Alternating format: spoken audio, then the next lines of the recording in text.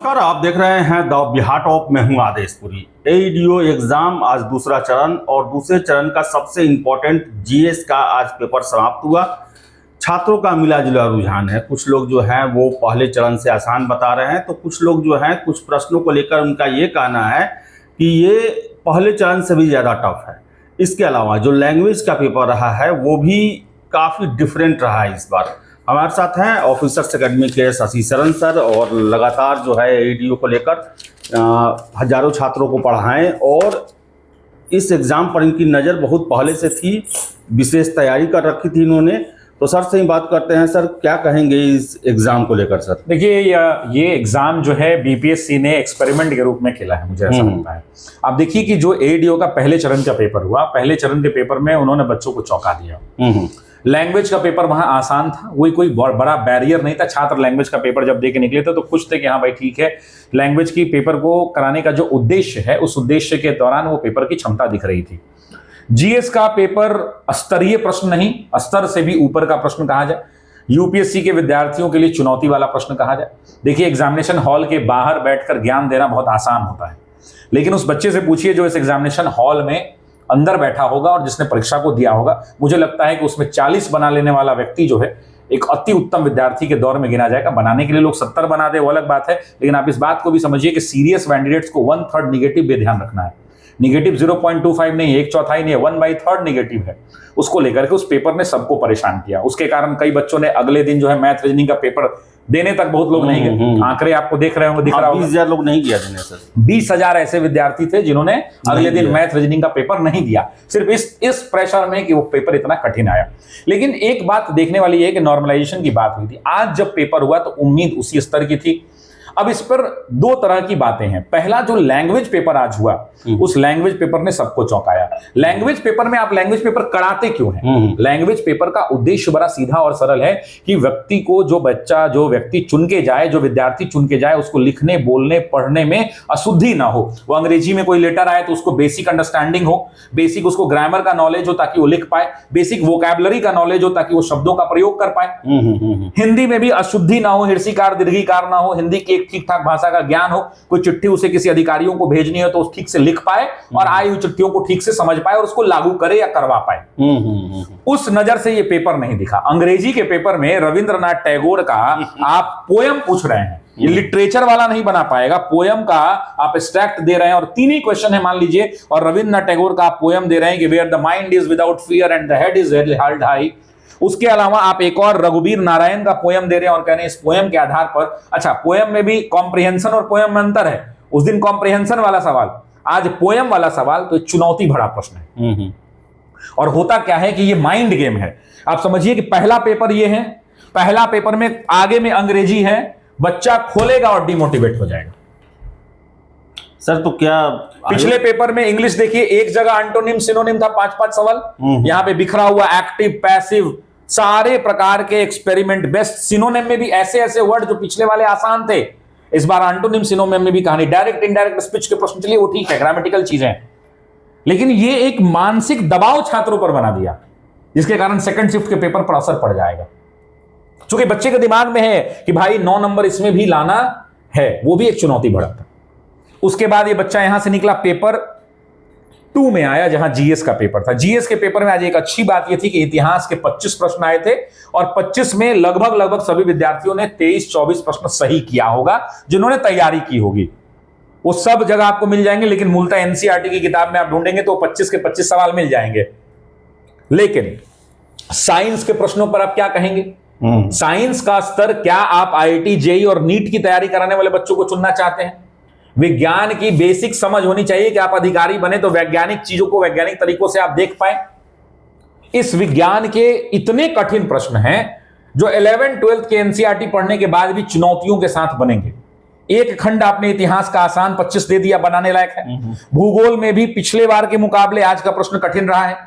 Polity के अंदर में भी पिछले सेगमेंट के बराबर पॉलिटी का क्वेश्चन रहा है। इकोनॉमी के प्रश्नों की संख्या बढ़ी है, लेकिन इस बार का डेटा जो आज के प्रश्न का था वो ठीक ठाक था। 24-25, 24-25, 24-25, आर्थिक सर्वेक्षण भी 24-25 वाला ही डेटा दिख रहा था। 25-26 का भी डेटा दिखा, तो वो बच्चा को एक रिलैक्स मोड में दिया होगा। जिन्होंने बेसिक इकोनॉमिक्स डेटा को, इकोनॉमिक सर्वे को, बजट को बहुत अच्छे से पढ़ा होगा, वो उन प्रश्नों को बना पाए होंगे। लेकिन पिछले पेपर में आप देखें तो वहां 18-19 का कंपैरिजन, 19-24 का कंपैरिजन था। पॉलिटी के अंदर में भी पिछले स्तर को आज के स्तर से देखेंगे लगभग बराबर रहा। तो कुल मिला के सिर्फ इतिहास के आसान बना देने से पेपर आसान नहीं हो जाता है। वजह पेपर क्या है सर? कठिन है। वजह क्या है? वजह 2-4 हमको लगता है। हमको तो लगता है कभी कभी कि बीपीएससी ने इसको ईगो पे ले लिया है। मतलब आयोग एक एग्जाम्पल सेट करना चाहता है। अच्छा, आयोग जो है, मुझे ये लगता है कि आयोग स्तरीय विद्यार्थी चाहिए। अच्छा, मुझे एक बात बताइए कि क्या यूपीपीसीएस को स्तरीय विद्यार्थी नहीं चाहिए अधिकारी के रूप में? चाहिए। ये भी तो तक तो इनको स्पेस नहीं हो, एक ही एग्जाम में चुन लेना है उतना। नहीं, ये चुनौती तो है, उतना बड़ा संख्या चुनना है। अगर ये प्रश्नों को कठिन, मैंने आपके वीडियो में पहले भी कहा था कि अगर जीएस के प्रश्नों को कठिन नहीं बनाएंगे तो कट ऑफ 90-95 चल जाएगा, क्योंकि सिर्फ 927 900 समथिंग विद्यार्थियों को चुनना है। तो उस हिसाब से आप देखेंगे तो ये ठीक है, लेकिन इससे बच्चे डिमोटिवेटेड भी फील कर रहे हैं। अच्छा, बीपीएससी ने जब इसमें ये झलक दिखाया तो क्या आपको लगता है कि टीआरई 4 पर इसका असर नहीं मिलेगा? वही सर, इसमें आगे मेरा प्रश्न वही सिविल होगा सर्विसेज सर। में क्या इसका असर देखने को नहीं 72 मिलेगा? में भी होगा ही सर। 72, और ये ठीक है, लेकिन तैयारी इस लेवल की किसी विद्यार्थी की नहीं थी और किसी शिक्षक ने नहीं पढ़ाया। तब देखिए शिक्षकों के पास क्या होता है कि शिक्षक की अपनी मजबूरी है, वो ट्रेंड के हिसाब से चलते हैं। मान लीजिए कि 70वीं का पेपर हुआ, 78 मतलब 68वीं का 67वीं का पेपर हुआ। अगर 67वीं की पेपर की तैयारी करते समय किसी कोचिंग संस्थान ने, किसी शिक्षण संस्थान ने अगर यूपीएससी लेवल का पढ़ा दिया होता तो उनका क्वेश्चन लड़ता नहीं लड़ता। और लोग कहते कि पढ़ा दिए, उतना आया कुछ नहीं।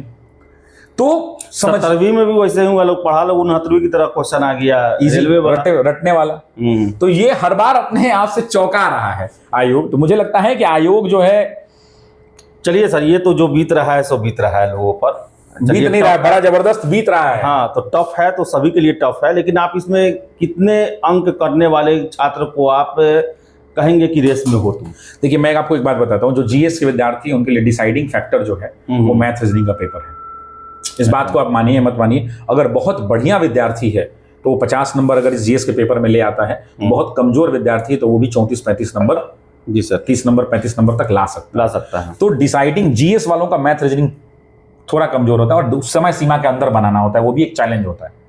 तो वैसी परिस्थिति में मुझे लगता है कि इस पूरे पेपर को ओवरऑल आप देखें तो कम अटेम्प्ट करना, नेगेटिव से बचना जीएस में एक मूल मंत्र, और मैथ्स रीजनिंग पर ओवर अटेम्प्ट करना, अपने आप को स्पीड का परिचय देते हुए, एक्यूरेसी मेंटेन करते हुए, कम मिस्टेक्स करना, आते हुए प्रश्नों को गलत ना करना ही रिजल्ट की ओर आपको लेकर के जाएगा। जी सर, ये बहुत फैक्टर जीएस में नहीं, क्योंकि ऐसा नहीं होगा कि जो टॉपर होगा उसको 80 नंबर आ रहा होगा। जो इस एडीओ में रैंक 1 लाएगा, ऐसा नहीं है कि उसको जीएस में 90 नंबर आ रहा होगा। ये संभव नहीं है। अगर 90 नंबर आ रहा है तो फिर हो सकता है कि वही क्वेश्चन छापा होगा, क्योंकि असंभव वाली बात है। तो वैसी परिस्थिति में मुझे ये लगता है कि जीएस का जो नंबर है वो टॉपर का भी उतना नहीं रहा होगा। डिसाइडिंग फैक्टर मेरे हिसाब से लगता है कि मेरा अपना जो अनुभव है उस अनुसार से मुझे लगता है कि मैथ्स रीजनिंग का पेपर डिसाइडिंग फैक्टर। तो सर, ये तो एक ट्रेंड हो गया सर। अब टीआरई 4 की आप बात कर रहे हैं सर, अब हम लोगों ने पढ़ाना शुरू कर दिया कल से, कल रीसेट हमने कर दिया है। आजकल में उसका नोटिफिकेशन भी आएगा, तो उसमें भी तो सर तो अच्छा, एक बात और देख रहे हैं, ये तो जांच करने वाले अधिकारी हैं, उनको तो पढ़ाना है, उसमें और गहरी समझ होनी चाहिए।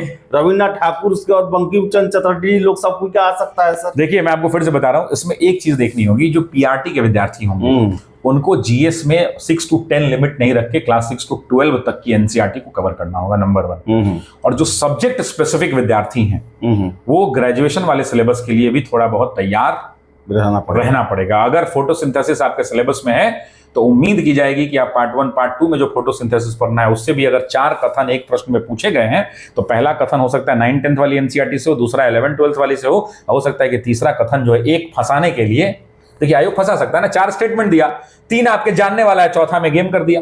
सर, एक और चीज है, पहले बीपीएससी के प्रश्नों को लेकर कहा जाता था कि 4-5-10 क्वेश्चन गलत होता था, लेकिन अब लग रहा है कि हर एक क्वेश्चन रिसर्च किया हुआ है सर। नहीं, कल एक मैथ्स का क्वेश्चन गलत था लास्ट वाले में, और आज भी एक प्रश्न पर डाउट है, लेकिन ये अच्छी खबर है, ये छात्रों के लिए भी अच्छा है। और आयोग पे जो ये धब्बा लग जाता था कि लोग कहते थे हम और आप जैसे, और बहुत सारे लोग कहते थे कि 1 साल में वो क्वेश्चन पेपर बनाना है तो वो में 5 में गलती हो जाता है। अब आयोग इन बातों को सुन रहा है, मुझे लग रहा है आपके और मेरे और बाकी न्यूज चैनल के वीडियोस को भी कितनी बार पूछा है कि इस बार आप गारंटी देते हैं कि ये माइन्यूटली वॉच कर रहा है। और अच्छा, एक चीज आप और देखिए, टीआरई 4 को लेकर किसी के पास कोई गुप्त सूत्र काम नहीं कर रहे थे। कल अचानक से परीक्षा नियंत्रक का एक वीडियो आया और उन्होंने बता दिया। तो आयोग अपने सोशल मीडिया हैंडल्स पर भी काफी एक्टिव नजर आ रहा है। ये अच्छी बात है छात्रों के हक में, एक चीज पर लेकिन एक और मेरा कहना है कि जब ये है तो आयोग छात्रों की उन मांगों को क्यों नहीं विचार करता। जैसे मान लीजिए कि टीआरई 4 कब आना था, जनवरी 2024 में।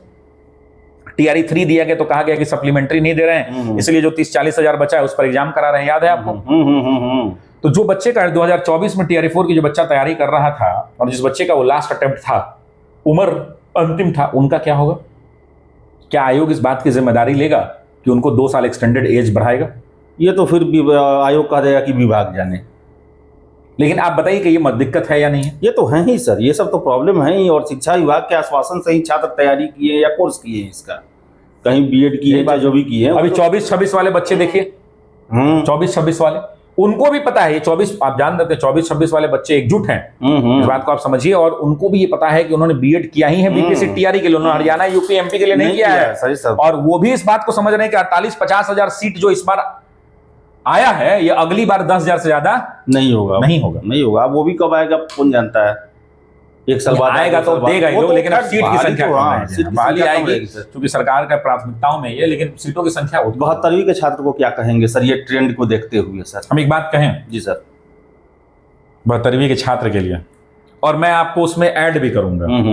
मेरी एक कार्य योजना है 72वीं के छात्र को, और कार्य योजना ये है कि हमारे पास लगभग 250 टॉपिक के आसपास टॉपिक हैं। आप हर टॉपिक का एक डेप्थ वाला नोट्स बनाइए। हम लोग बना रहे हैं, हम अपने पेड बैच में बच्चों को दे रहे हैं नया नोट्स। 1909 अगर मॉर्ले मिंटो रिफॉर्म है तो मॉर्ले मिंटो, या लॉर्ड लिट्टन है तो लॉर्ड लिट्टन में सिर्फ ये ना पढ़ा दें कि वर्नाकुलर प्रेस एक्ट और शस्त्र अधिनियम। लॉर्ड लिट्टन की थ्योरी का पूरा एनालिसिस सिविल लेवल तक, ग्रेजुएशन में, पोस्ट ग्रेजुएशन वाले कंटेंट लेवल तक एनालाइज हो। 2 पन्ने का लॉर्ड लिट्टन, 3 पन्ने का नोट्स हो, एग्जाम रिलेटेड हो, सार गर्भित हो, और उस पर बने हुए कॉम्प्लेक्स एमसीक्यूज हो। अगर हर बच्चा 250 टॉपिक है, अगर हर बच्चा आज से भी 2 टॉपिक पर डे पढ़ना शुरू कर दे, एक मॉर्निंग शिफ्ट में, एक इवनिंग शिफ्ट में, आपकी जो पढ़ाई वो पढ़िए। ऑफिसर्स एकेडमी सिर्फ इतना करेगा कि 2 सेट, एक सुबह और एक शाम, एक सीट देगा आपको, नोट्स पीडीएफ, उसका प्रिंट आउट निकालिए, और शाम को सिर्फ और सिर्फ उसमें 4 ही तरह के क्वेश्चंस मिलेंगे। 20 क्वेश्चन का टेस्ट होगा, जिसमें 5 कथन कारण वाले, 5 मैच द फॉलोइंग, 5 स्टेटमेंट वाले और 5 असर्शन रीजनिंग वाले। अगर इस ढर्रे पे कोई बच्चा तैयारी करेगा तो मैं मानता हूं कि ऑफिसर्स एकेडमी उनके नंबर में 15-20 नंबर बढ़ाने का योगदान जरूर देगा। इसके अलावा कोई तरीका नहीं है। मैं आपको बताऊं, ओरिजिनल बात मैं आपको बताता हूं आदेश जी, एक लाइन बोल रहा हूं। बीपीएससी 72वीं में सबसे बड़ा प्रॉब्लम, बाजार का सबसे बड़ा प्रॉब्लम, आप पूछते हैं ना कि हिंदी मीडियम का रिजल्ट क्यों नहीं होता है, बाजार का सबसे बड़ा प्रॉब्लम उसके कंटेंट को लेकर के है। बाजार में उस टॉपिक का, उस लेवल का नोट्स नहीं है, सारगर्भित नहीं है, टू द पॉइंट नहीं और अपडेटेड नहीं है, जो हिंदी मीडियम के विद्यार्थी को चाहिए। मैं दावा कर रहा हूं, और है भी तो लोग उसके ऊपर एमसीक्यू उस हिसाब से बैठ के फ्रेम नहीं करते। उसके 2-3 रीजन है। बच्चा चाहता है कि 500 में पूरा तैयारी हो जाए, तो फिर वही टीचर पुराना कॉपी पेस्ट घटना चक्र से निकाल के करा देता है। बच्चा चाहता है कि वो ठग रहे हो, 1,000 5,000 मांग रहे हो, 2,000 मांग रहे हो, ऑनलाइन में 100 रुपया में बैच दे दो, ऑफर दे दो, डिस्काउंट दे दो। तो संस्थाओं को इन क्वेश्चन को बनाने के लिए आदमी लगता है कि नहीं? अभी ऊपर आपने देखा 25-30 लोग काम कर रहे हैं। वो दिन भर में एक आदमी ना, मेरे पास फाइल होगा, एक आदमी दिन भर में, देखिए ये डीपीआर है, कंटेंट टीम का ये फाइल है, मैं आपको दिखाता हूं। एक आदमी एक दिन में 45 को क्वेश्चन बनाया है। अब इसका 45 क्वेश्चन बनाने के बाद, ये फाइल है, अविनाश कुमार जी हैं, 45 क्वेश्चन बनाए हैं, और ये 45 क्वेश्चन में अब इसका सॉल्यूशन बनाने में इनको 2 दिन लगेगा। तो 3 दिन में 45 क्वेश्चन तैयार होता है। एक दिन में कितना क्वेश्चन तैयार हुआ? 15 क्वेश्चन। अब एक क्वेश्चन की आप कीमत जोड़िएगा तो मालूम चलेगा कि एक क्वेश्चन आपका जो है लगभग 100 रुपए का पड़ गया। और बच्चा कहता है कि एक टेस्ट, अगर मान लीजिए एक क्वेश्चन 100 रुपए का पड़ रहा है, बच्चा कहता है कि 20 रुपए में टेस्ट दे दो, 50 रुपए में दे दो, तो फिर आपको ओरिजिनल कंटेंट और क्वालिटी नहीं। समझिए, इस बात को समझना है, ये विद्यार्थी को भी समझना होगा, विद्यार्थी को भी समझना होगा। अब ये एक आदमी देखिए 22 क्वेश्चन है, सोनू कुमार 10 नंबर पे 22 क्वेश्चन बनाए हैं। अब इसका सॉल्यूशन लिखेंगे, उसमें अलग टाइम लगेगा। तो ऐसे करके हमारे यहाँ रिकॉर्ड्स, अब ये कंटेंट वाले लोग हैं, तो ऐसे करके जो है अगर क्वेश्चन बनेगा। एक और एग्जाम है सर, 25 तारीख से 71वीं मेंस शुरू हो रहा है, उसमें भी सर आप छात्रों को क्या कहेंगे? बीपीएससी जिस फॉर्म में चल रहा है, क्या ईमानदारी से अगर आप मुझसे पूछेंगे तो करंट का फ्लेवर इस बार पेपर में 50% से ज्यादा होगा। करंट का फ्लेवर हो सकता है कि जब मॉडर्न इंडिया के सवाल पूछे जाए या आर्ट एंड कल्चर का सवाल पूछा जाएगा, अगर एक सवाल आता है या 8 नंबर में आए या 38 नंबर में आ जाए, कहीं आए तो हो सकता है करंट अपडेट से जोड़कर मॉडर्न वाला सवाल में वो मिल जाए। स्टैट इस बार आसान नहीं होगा। कहने का मतलब है बीपीएससी अब 72 में 72 का जो हर आदमी मार के निकलने का प्रयास करता है, बीपीएससी की भी, आयोग की भी नजर उस पर है। सर इतना कुछ आप बता रहे हैं, क्या लगता है कि सर उस लायक जो एक आता है बीपीएससी जिस फॉर्म में खेल रही है, जिस टाइप का बैट्समैन है, उस टाइप का जो छात्र हैं वो तैयारी में है कि नहीं है सर? देखिए, मैं आपको फिर से एक बात कहता हूं कि छात्रों से अनुरोध इस बात का है कि आप किताबों को पढ़ना पड़ेगा सर। अब कंटेंट पर ध्यान दें। अब मैं आपको बताता हूं कि जैसे देखिए, ये एक किताब आपके पास पड़ी हुई है, चंपारण सत्याग्रह के सहयोगी। ये देखिए, ये किताब है, ये सिर्फ चंपारण के है और ये मैंने मंगा के पढ़ मैं इसलिए रहा हूं क्योंकि बिहार स्पेशल का इसमें कंटेंट है। अब इस किताब को पढ़ने के बाद जब मैं इससे पढ़ाऊंगा बच्चों को और इसके कंटेंट को जब मैं क्लास में शामिल करूंगा और एमसीक्यू फ्रेम करूंगा तो असर कुछ और होगा। मैं आपको ये कहना चाहता हूं। ये देखिए, ये पीछे में भी आपको दिखेगी, मैं आपको दिखाता हूं। ये दक्षिण अफ्रीका के गांधी की किताब है। इकलौती किताब लिखी गई है कि दक्षिण अफ्रीका में गांधी का सत्याग्रह का क्या इतिहास है। जब आज की डेट में हम लोग पढ़ाते हैं तो बच्चे को बताते हैं कि दक्षिण अफ्रीका में गांधी गए, वहां पे रहे इतने साल, इंडियन नेशनल कांग्रेस की चर्चा कर देते हैं, थोड़े बहुत आंदोलनों की चर्चा कर देते हैं, कुछ समाचार पत्रों की चर्चा कर देते हैं, Indian registration act, Asiatic registration act की चर्चा कर देते हैं और निकल जाते हैं। जबकि गांधी असली तौर पर पॉलिश्ड जो हुए हैं वो इन 21 वर्षों में हुए हैं। तो इसको जब पढ़ के आदमी डिलीवर करेगा, मास्टर को पढ़ना पड़ेगा रोज 2-3 घंटा, टीचर को पढ़ना पड़ेगा और कंटेंट बनाना पड़ेगा। तो मुझे लगता है कि आज के दौर में बच्चों को खुद से पढ़ने पर भी ध्यान देना चाहिए। टीचर एक सपोर्ट एलिमेंट है, कोचिंग एक सपोर्ट एलिमेंट है, 30% उसकी भूमिका है, 70% में 50% किताबें और 20% उसका डिसिप्लिन और कंसिस्टेंसी, तब मिला के 100% और वो रिजल्ट। 30% से ज्यादा ना किसी कोचिंग संस्थान की भूमिका है, ना किसी शिक्षक की भूमिका है।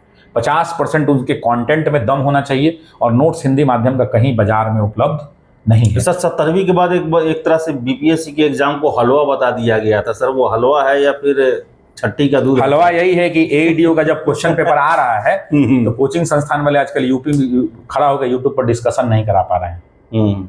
इकलौता संस्थान द ऑफिसर्स एकेडमी है, पहले वाले दिन बहुत लोगों ने सेशन तो पहले से शेड्यूल कर देते हैं, क्वेश्चन लगा दिया, बहुत देखिए ये क्वेश्चन आया, बहुत बढ़िया आया, लेकिन आंसर नहीं करा पाए। इकलौता ऑफिसर्स एकेडमी ने 4:40 पे 10 मिनट के बाद आंसर की कराए। हो सकता है हमसे भी 5-6 गलतियां हो, त्रुटियां हो, लेकिन 90 से प्लस आंसर की सही मिलेंगे हमारे आयोग से। तो शिक्षकों में भी क्षमता होनी चाहिए, मेहनत करना होना चाहिए और विद्यार्थियों से भी अनुरोध है कि शिक्षक और कोचिंग की भूमिका 30%, लेकिन वो टॉर्च बियरर है। वो टॉर्च बियरर है। कोई भी टीचर आपके जीवन में है, गाइड है, ऑनलाइन में है, ऑफलाइन में है, तो वो आपके टॉर्च बियरर है, वो आपको रास्ता दिखा रहे हैं। वो भटकने आपको नहीं देंगे, लेकिन वो आपको दिखाए गए मार्ग पर चलना आपको होगा। 50% आपके कंटेंट का दम होगा और 20% जो बच जाता है वो आपका डेडिकेशन, परसिवरेंस, कंसिस्टेंसी और पेशेंस होगा। सर एक अंतिम प्रश्न है सर, जो एईडीओ एग्जाम दिए हैं छात्र, आपको क्या लगता है सर कितना परफॉर्मेंस दोनों पेपर में, खासकर जीएस में और मैथ रीजनिंग में इतना तक किए होंगे तो वो सेटिस्फाइड हो सर? क्योंकि छात्र को पता ही नहीं चल रहा सर मैथ्स रीजनिंग में 75 to 80 if they have done, they are a very good student. यकीन मानिए भाई, अगर आप मैथ रीजनिंग में 75 से 80 किए हैं तो आप बहुत अच्छे विद्यार्थी हैं। अपने आप पर प्राउड फील करिए, डिमोटिवेट होने की जरूरत नहीं है। और जीएस में अगर आप मुझसे पूछिएगा तो पहले वाले शिफ्ट की अगर बात कर लें तो भाई, अगर आपने 35 सही कर दिया है, 35 से 40, you are a gem and you are a gentleman. अपने आप पर नाच करिए मेरे भाई। सिलेक्शन वो अलग पार्ट है, लेकिन 35 से 40 अगर खुद के दम पे आपने बनाया है और उस पुराने तैयारी से बनाया है, तो आपने चतुराई से बनाया है, आपने एलिमिनेशन मेथड का इस्तेमाल किया है, आपने अपने डेप्थ को किया है यूज, आपने एनालिटिकल पोर्शन को इस्तेमाल करते हुए उन प्रश्नों का उत्तर दिया है। आप बिल्कुल मत घबराइए कि सिलेक्शन होगा या नहीं होगा, ऊपर वाले पर छोड़ दीजिए। और आज के पेपर में अगर आपने 25 क्वेश्चन इतिहास में 24 कर लिया होगा, ये तो मुझे भी पता है, और बाकी 25 और कर लिया होगा 30, यानी आज के पेपर में अगर 55-58 क्वेश्चन आपने सॉल्व कर दिया होगा तो आपने अच्छी पढ़ाई करी है मेरे भाई, घबराने की जरूरत नहीं है। बाकी पढ़ाई के स्तर को अब बढ़ाना पड़ेगा, मेहनत से पढ़ना पड़ेगा, सारगर्भित पढ़ना पड़ेगा। कंटेंट पहले ढूंढिए कि कहाँ मिल रहा है, वहां से कंटेंट को लाइए, खुद से मेहनत कीजिए, पढ़िए। Teacher can be a torch bearer to you people, they can not be almighty for everyone, है ना। इस बात को ध्यान रखिए। शिक्षक आपके मार्गदर्शक हो सकते हैं, वो आपको रास्ता दिखाएंगे, उस पर चलिए और अपने आप पर भरोसा रखिए, माता पिता का आशीर्वाद रखिए, घर वाले से, दोस्तों से बातचीत करिए, मुस्कुराइए और ये पेपर देने के बाद 2 दिन का ब्रेक लेके खूब बढ़िया बढ़िया खाना खाइए।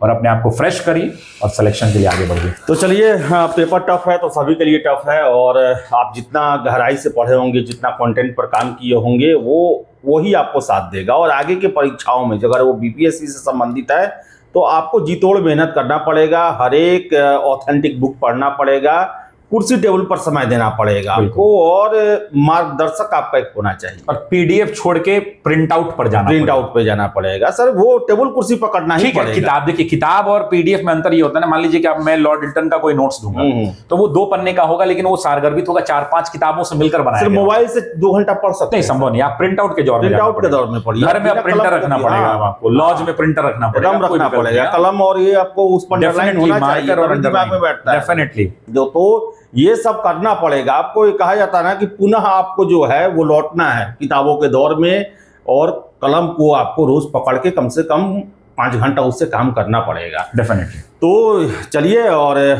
शुभकामना है आप सभी को। नॉर्मलाइजेशन है, कोई ये ना समझे कि मेरा एग्जाम खराब गया है। चयन इन्हीं सब में से होने वाला है, टफ क्वेश्चन सभी के लिए है। तो फिलहाल इस वीडियो में इतना ही। बहुत बहुत धन्यवाद।